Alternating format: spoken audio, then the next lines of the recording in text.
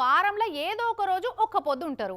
ఇంకొందరు ఉపాసం ఉండకున్నా కూడా శనివారం, మంగళవారం, సోమవారం, ఆదివారం, బుధవారం అని ఆ రోజు నీసు కౌసు తినకుండా దూరం ఉంటారు. మనుషులు వారాలు చూసి నీసు తిననట్టే పులులు, సింహాలు కూడా నీసు కౌసుకు వారాలు పాటిస్తున్నాయా ఏంది అన్న డౌట్ వస్తుంది. గిడొక చిరుతపులిని చూసినాక. పులికి లేగదూడ దొరికితే పంజాయిసుని నంజుక తింటది కానీ గీ చిరుతపులి ఇలా శనివారం నీసే ముట్ట అన్నట్టు సైలెంట్గా ఉన్నదట. అగ చూడు పంజాకు దొరికితే అది ఏదైనా సరే నంజుక తినే చిరుతపులి రా రా రా రా పక్కన కూర్చో అన్నట్టు ఎంత సైలెంట్ ఉన్నది. బాగా దూరంలో లేగదూడ కనిపిస్తే కూడా ఉరుకొచ్చి మరి ఆంబుక్క పెడుతుంది చిరుతపులి. అటువంటిది బోన్ల పక్క పొంటే దూడ ఉన్నా కూడా నిన్ను తినే మూడు లేదమ్మా అన్నట్టే ఉన్నది. కర్ణాటకలో ఉన్న హెచ్డి కోటే అనే ఊరికాడైంది ఈ చాంత్రం. ఈ చిరుతపులి శానొద్దుల సంది ఊరోళ్ళను భయపెట్టిస్తున్నదట.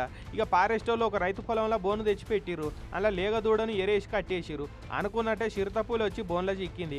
కానీ ఎరగబెట్టిన దూడను మాత్రం ముట్టుకోలే. పాపం చిరుతపులి రాగానే లేగదూడ ఎంత భయపడి ఉన్నదో.